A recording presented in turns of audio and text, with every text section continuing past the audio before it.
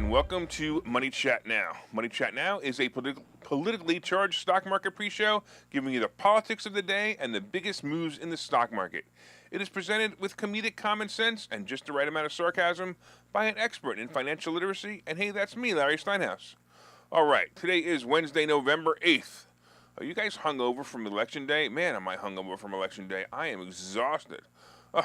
Anyway, I want to welcome you to the show. We are here live on Facebook, Twitter, LinkedIn, and YouTube. And you can also find repeats of the show on Rumble and Spotify.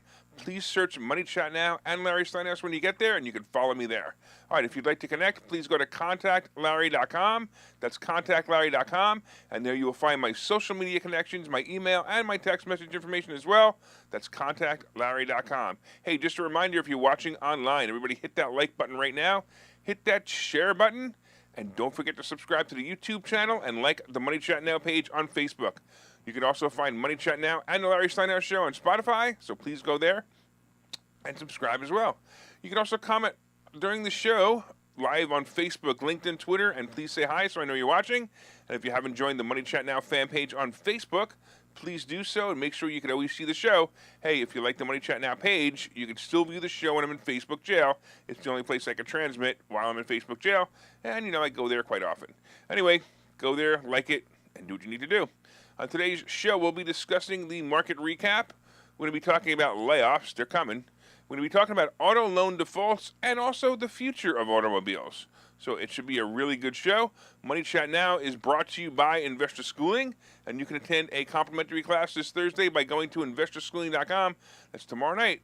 You'll be able to learn about real estate investing, stock options trading, and you'll learn it from those who do it every day. Hey, do you guys know how to share this program? Underneath the video is a share button.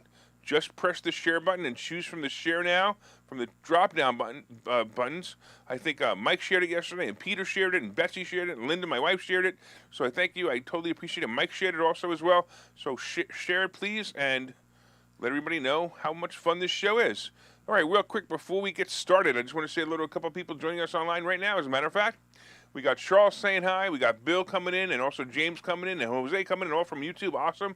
We got Tom saying hi, and John saying hi, and we also have we have Linda giving me 3 hearts. Aw, I love you, honey. We got Glenn saying hi, we got Mike saying hi, and we even got Ken the Democrat, who is in his glory this morning. Come on, everybody say, oh, Ken the Democrat, yay! Oh, boy. All right, very cool. It's very funny. James says he had a nice steak dinner yesterday, so that means he did really well in the stock market. All right, let's talk about what happened yesterday. It was another amazing day, and the market was definitely expecting a red wave, and we're still waiting for the full results.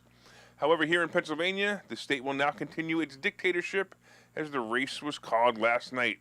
Both Mastriano and Oz apparently lost last night. So Linda and I were at the reception of Oz headquarters, and it was great. I just couldn't stay late because I had to be here to entertain you guys this morning. But even with the disappointment, it was pretty neat to be invited to election headquarters and watch things unfold. I tell you, we had a really cool time. It was neat. I sported my newest jacket that looked like an American flag. I got noticed by a lot of people there. I was even interviewed by the Wall Street Journal. It was kind of cool. Hey, it was a fun night, but, of course, it was disappointing. I was also told that many of the TV stations focused their cameras on me because of my jacket. So if you were watching Fox last night, you probably saw me because of my jacket. I also met up with some friends. We had some good food, some drink, and by the way, for you guys who were wondering, there really was no coup d'etat. Anyway, the world waits to see if America will continue down its path of self-destruction, and the market was pretty flat this morning because of it. After several good days in a row, moving the market up those days of about 1,500 points, Wall Street will probably need a break today. Wall Street was also anticipating the flip of the House of Representatives to red, and it's not yet confirmed. I can't believe we actually let a brain-damaged candidate win here in Pennsylvania. And I just don't get it. And then we did it again. All right, but anyway. But Wall Street is concerned, and we await the outcome. After the market closed last night, we had earnings for Disney. Talk about another disappointment. This was another Disney fail.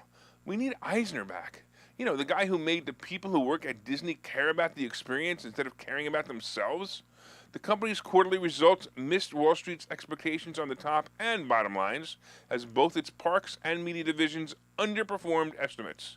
The CFO made it worse with poor guidance report when she discussed expectations for the new fiscal year. They were basically forecasting revenue growth of less than 10%. The company reported growth in 2020 of 22%. 2022 and 22%. Now they're expecting less than 10%. So they will start shrinking like everything else out there.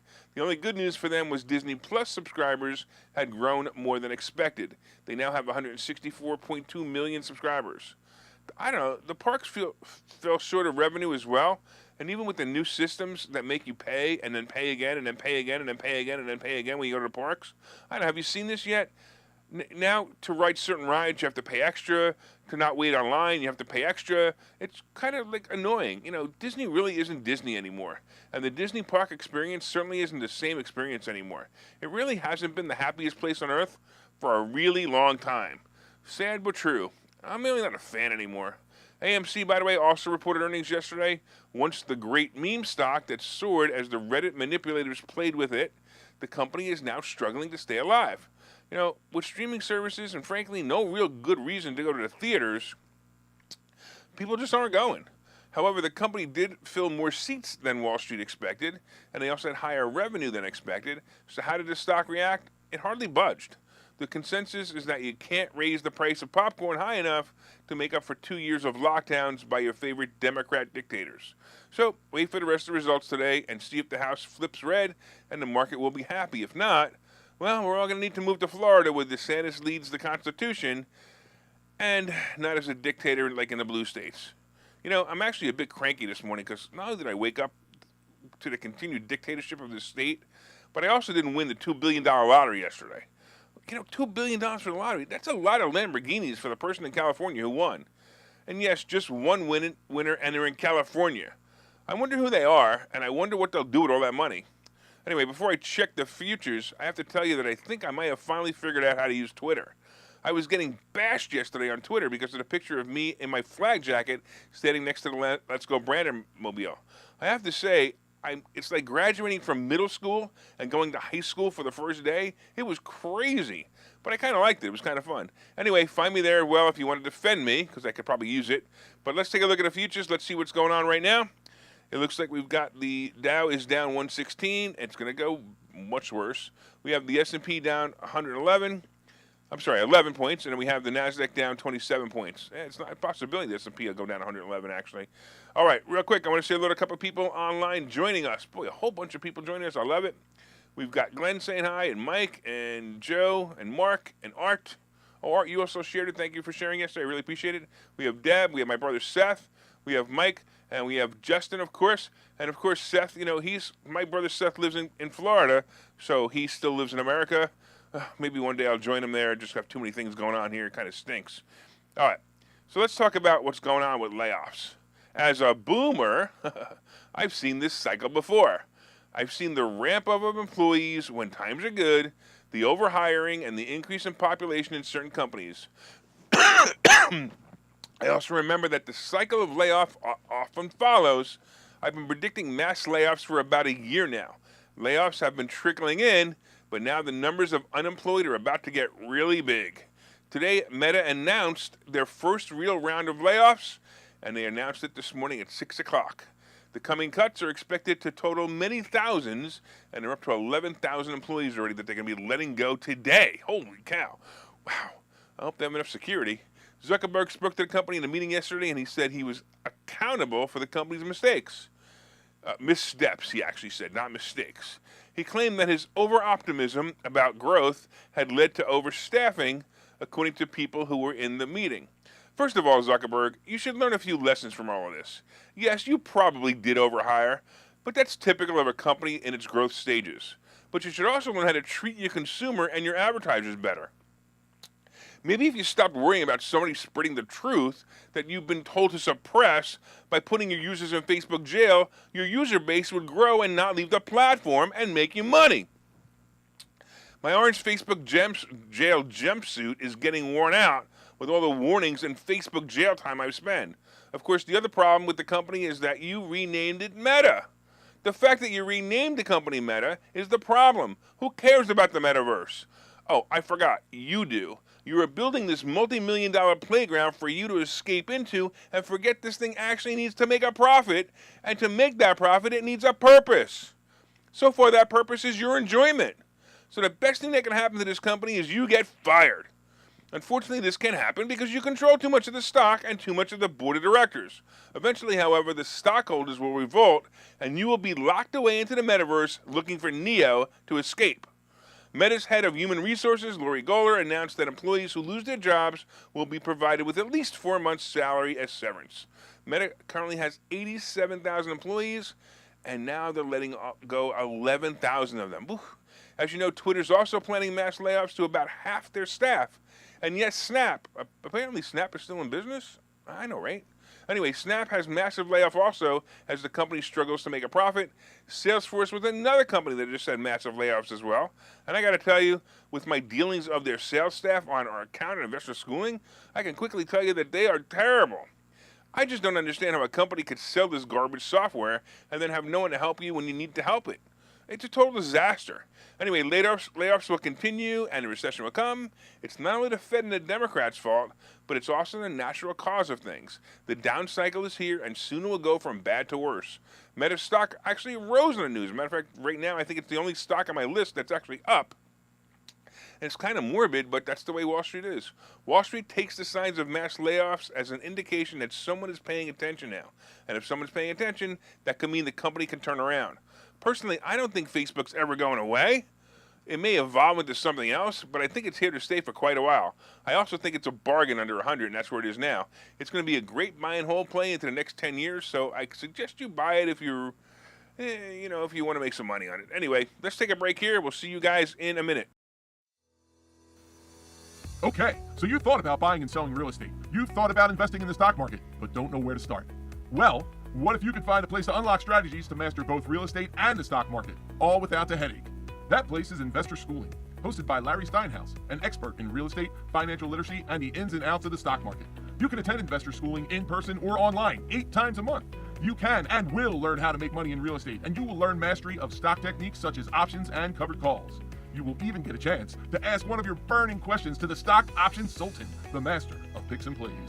Call 866-424-2829 for free information and receive a complimentary pass to attend classes, or register online at investorschooling.com. Don't delay. These passes are limited. So what are you waiting for? Call 866-424-2829. That's 866-424-2829. Or visit investorschooling.com. That's investorschooling.com.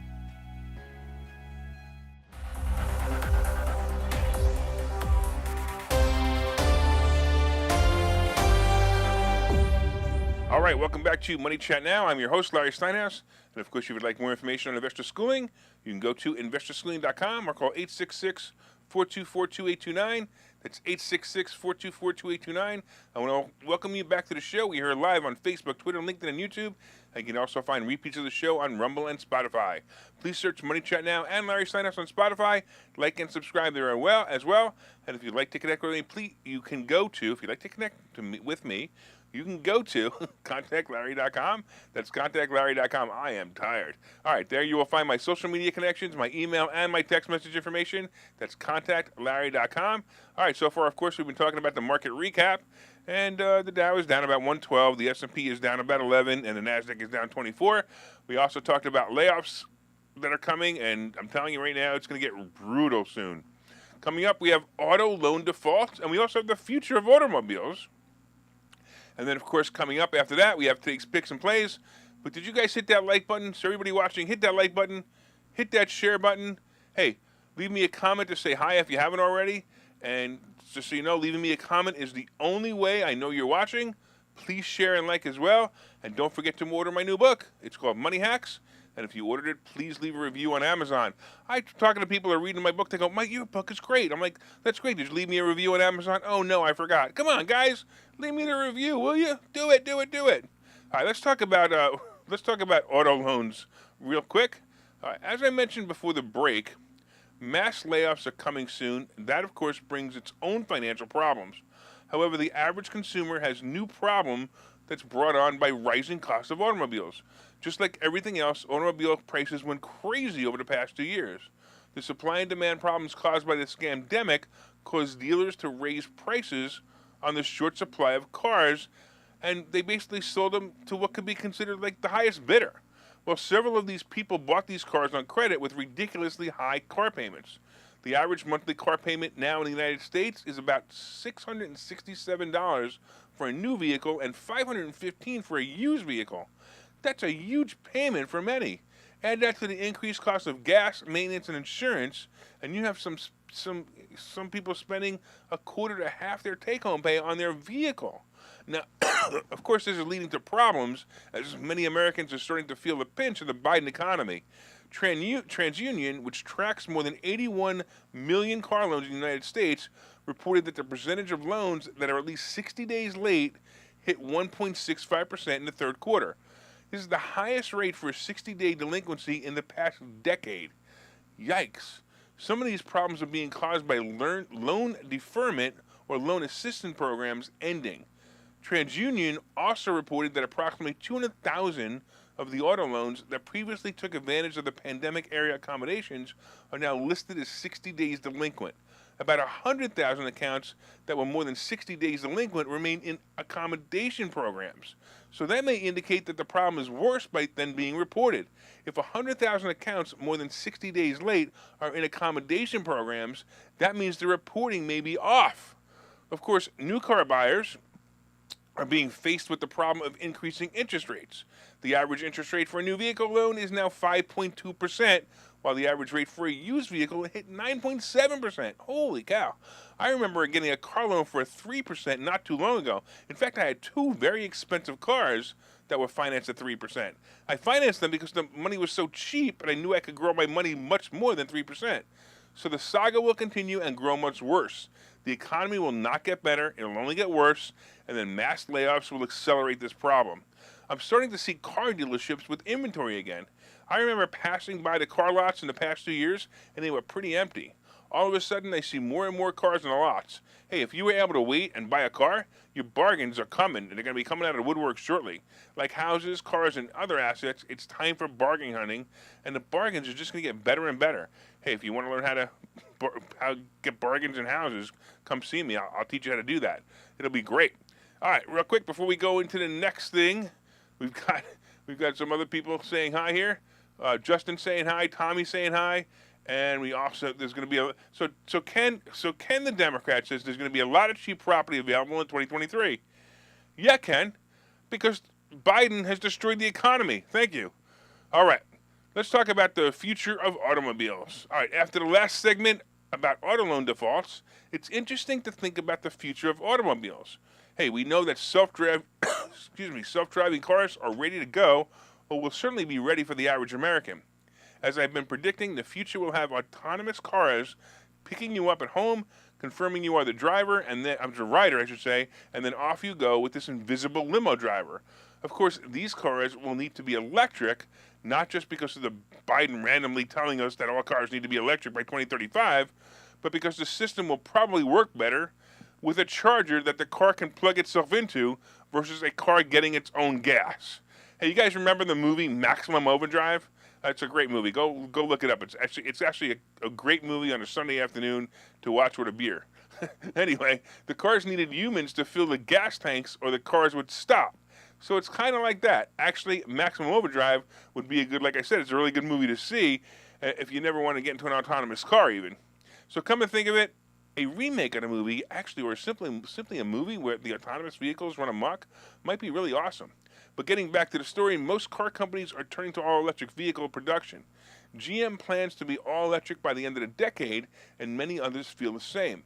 Ford did just announce that the Mustang is going to be available in an 8-cylinder V8 in their GT model for the next 2 years at the very least. Of course, they do have the Mach-E Mustang, which is a nice-looking car, but why do they have to call it a Mustang? It's actually the only thing that turns me off about it. Anyway, as automobile manufacturers start going all electric, one French manufacturer is holding their ground on producing an internal combustion engine.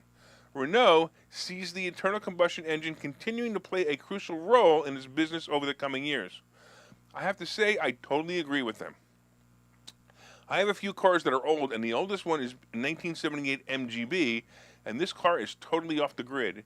It has almost no electronics at all, no GPS, no computer, and the car will also run on the worst gas, right? Seriously, this little four-cylinder is like a lawnmower engine. I currently drive this car for fun, but I also know that it will be my survival car if the grid goes down for a long period of time. Anyway, Renault feels that the internal combustion engine and hybrid engines will be very valuable in the near future as their competition all moves to electric. Very smart. Think about this. As the market for internal combustion engines cars dries up, the demand for these cars will also increase. Renault is positioning themselves for the future shortage of gas-powered cars. Like I said, it's a brilliant strategy. They also have a division, of course, developing newer electric vehicles as well.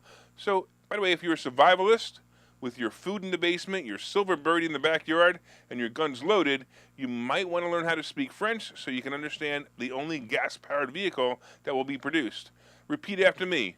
Salut, Siri, pouvez vous trouver du gaz? Whatever the hell that means. Well, it actually means, hey Siri, can you find me some gas? All right, let's take a break here. I will talk to you guys in a couple of minutes.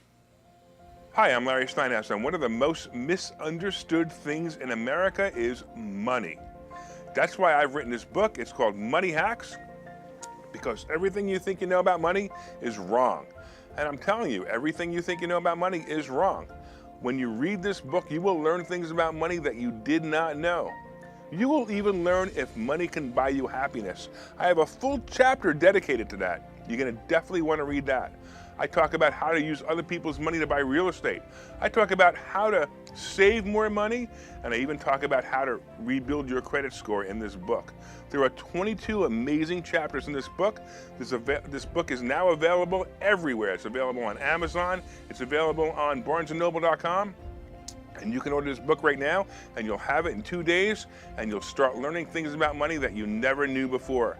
So order the book right now. Go to Amazon, go to barnesandnoble.com, and order the book, Money Hacks by Larry Steinhouse.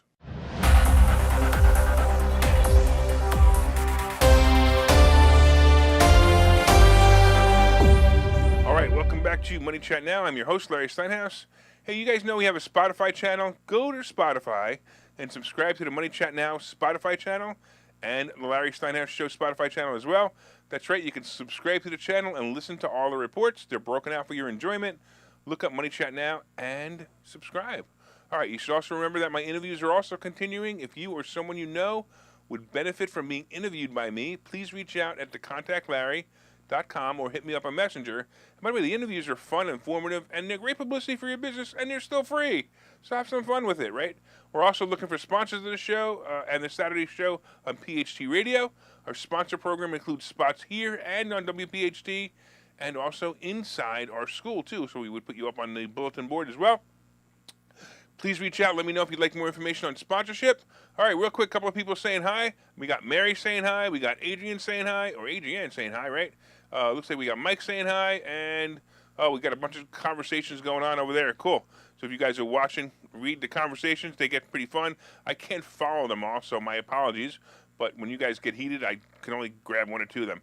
All right, so far we've been discussing the market recap, and the Dow is down. Actually, it's starting to come back a little bit. It's down only 75 points at the moment. S&P is down 4, and the NASDAQ is down 6, really nothing. We talked about layoffs coming, and Facebook is laying off 11,000 people today. 11,000 people. Hopefully they all live in California, and that becomes Newsom's problem. Let him pay the unemployment. We also talked about loan defaults and the future of automobiles and how Renault is going to keep a gas-powered car, which makes sense. And also coming up, we have today's picks and plays. But did you guys hit that like button? So everybody hit that like button, hit that share button. Tell all your friends about the show. Let them know it's both entertaining and educational. Please share it on your page or in groups that you feel will also enjoy the show. All right, let's talk about today. Well, for all of you who thought the stock market had a chance, well, it was voted by the public that money isn't as important as killing babies. Neither is the security of the nation or the crime rate going down. But that's the way the country crumbles. Anyway, the market's going to drop today. The market was expecting a red wave, and instead they got crushed. They got a washed-up senator in his sweatpants. I mean, really?